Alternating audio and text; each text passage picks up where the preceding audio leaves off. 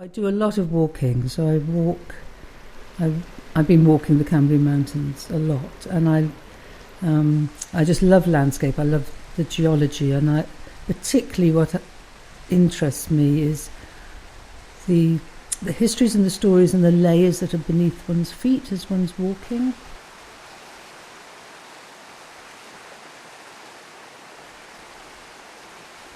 Now, I'm close to it in the way that I'm close to it, and I think, like a lot of work, once it's actually emerged, it's gone for me, and I'm already moving on to the next pieces. While for a viewer, it's just such a different relationship, because they will look at it just through their eyes. They probably wouldn't even see what I was wanting to do, or where it was coming from me. So I think just every, and each day that I look at a piece of work, I'll see something different in it and wonder about it. And it'll often, for example, the first couple of weeks or months even of a new piece of work, I don't like it. I'll put it in a corner somewhere, and then I sort of dig it out again and think, that is actually saying something about something. But I think everyone views it in a different way, and each day they view it will be different.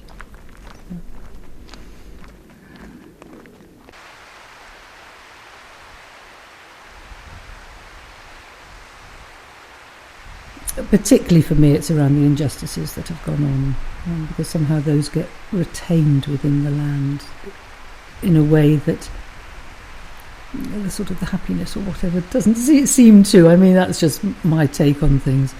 So one time when I was walking, and I just came across all these very, very small mines right up in the sort of high Cambrian Mountains, a teeny little artisanal mines. I just thought, what hell on earth, just the imagining people having to work those. And so from those I then started to gather the materials, thinking how to uncover the stories of those that have worked them. And then I would just go and draw the landscape, and then gather the materials, take those back to the workshop, and create those back in the layers that I found them. So the spoil rocks at the base of the sculpture, then the sort of the bits of the mine workings, and then bits of rock or whatever that I might have found, and then maybe a bit of brick, and going up to the peat at the top, which is often deeper than the seams. And a lot of artistic license within that, obviously, but that's the plan. And then put it in the kiln, and they would fuse or break away or explode or do all sorts of things. But what would come out was a trauma of some sort, and that was because of the fire. But that, to me, reflected the traumas that had gone on in the mines. And each piece, because it was specific to the mine area, it just did reflect that landscape, and it just did somehow. So that was the idea, and then to take, not all of them, because a lot of these sculptures are sort of 8-9 feet high, but the ones that I could carry back up, I would, maybe one day I'll trundle a big one up, but and then to just place them back for people to come across and wonder why and what.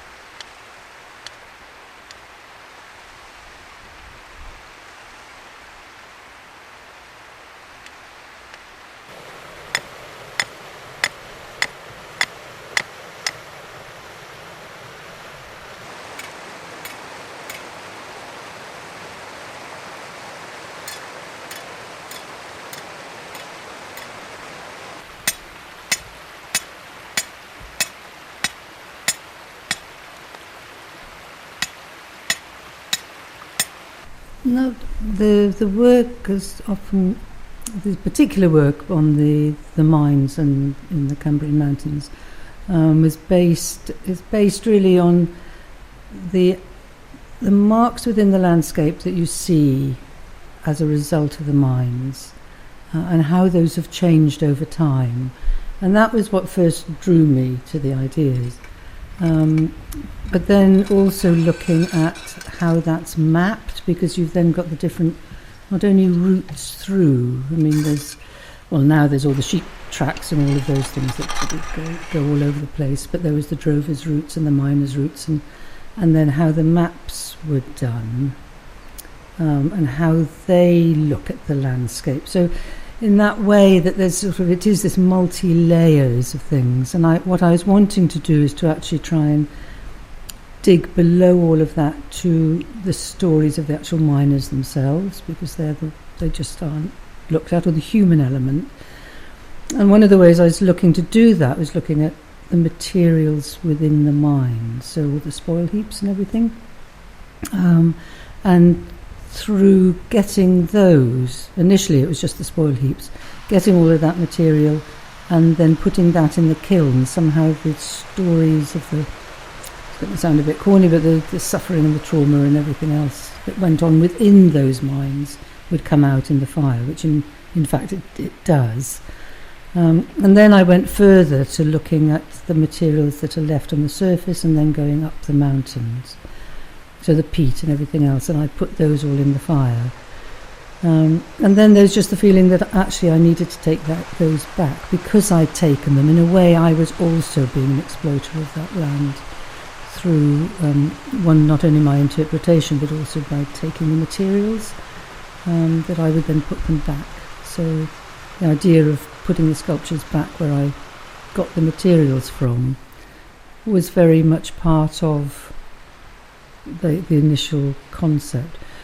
But actually taking them back was quite interesting, because once I put them back, they were almost not seen, because they were so much of them. Well, in a way it's obvious, but because they are the materials of the land. But they had transformed in the kiln a lot, and yet they just became totally part of the land again. So it was, yes, and that was all about, the spirits of the mines, and I'm trying to think what the word is when you give them I want to say ablution, that's the wrong word, isn't it? It's sort of a thank you for allowing me to use.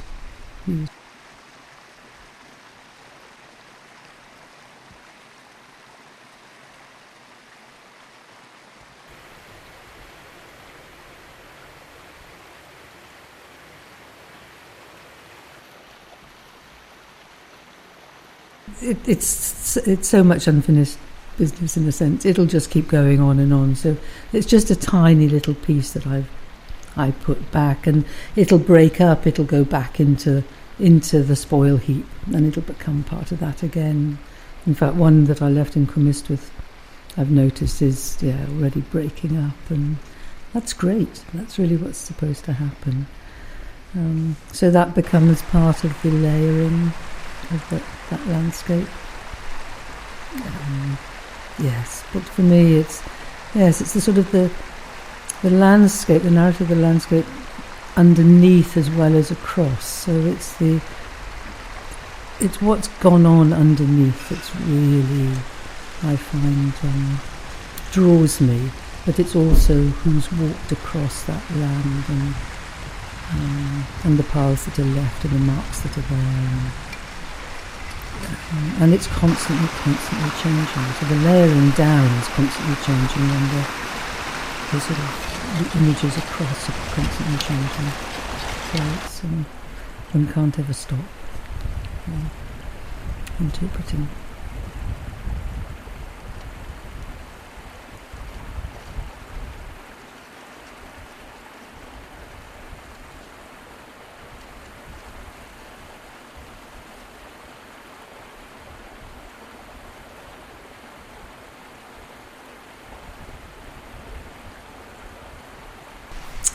The layers were there in my head. I think they're in the sense of nothing is what it seems, so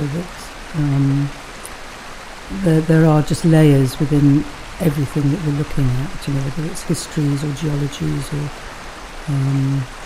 so that was, in a way, I was trying to make work that would reflect on that, but using materials that within themselves are layered. So clay, for example, it's just got layers of all sorts of different things in it that then get exposed. And when I'm actually making the work, I don't try and layer it beyond just placing it in its visual format. So, as I said, the spoil rocks at the bottom and the peat will be at the top, but actually all sorts of other things happen in between. And often in the kiln, those things sort of almost change positions, because if an explosion takes place, something might then land somewhere else within the piece and embed itself, which I can't have any control over, and nor do I want any control over. So although in my head I've got these ideas of the layerings, and I suppose I choose materials that are intrinsically layered, I actually don't want to have any control over how that comes out in the kiln, because that then to me would be very false and dead and uninteresting. So it's a combination of the two things.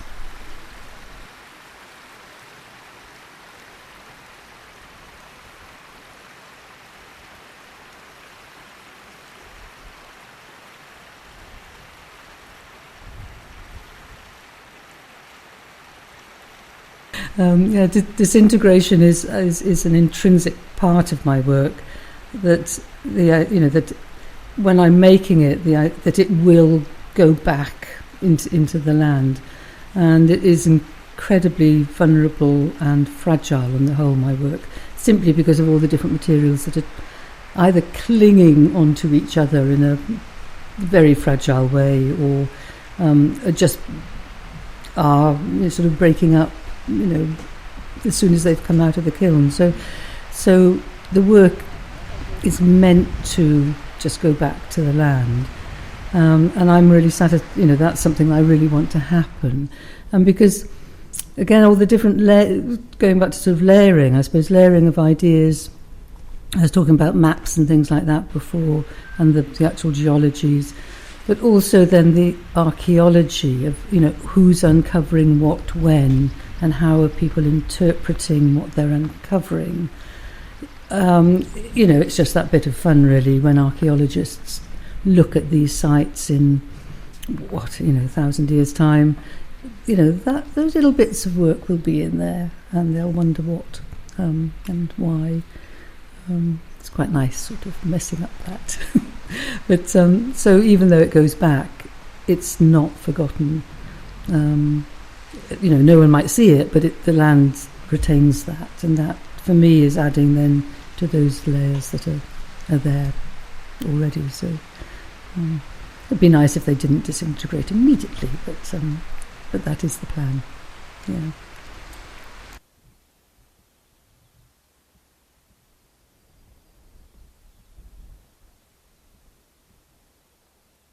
Yes, I think the work, there can't be a start and a stopping point to it, because to the actual work, and when does it... Yes, because otherwise it would need to then stop at that point, and of course it doesn't. So from it emerging from the kiln, or wherever it's emerging from, whether it's a drawing or but kiln in this particular case,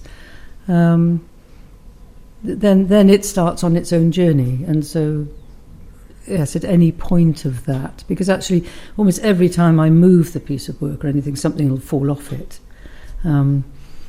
guaranteed. So it is constantly changing all the time. So at any point, whoever's viewing it will see a slightly different piece of work, and if that's a heap of broken up stuff on the ground by a mine, then that is then the work. So no, there isn't a point where you say that's it, which actually makes it extraordinarily difficult to record in a way, because there is that sort of desire to, right, this is this piece of work, And then somebody will say, well, can I see that work? And I say, well, actually, no, because it doesn't exist like that anymore. And people find that rather disturbing.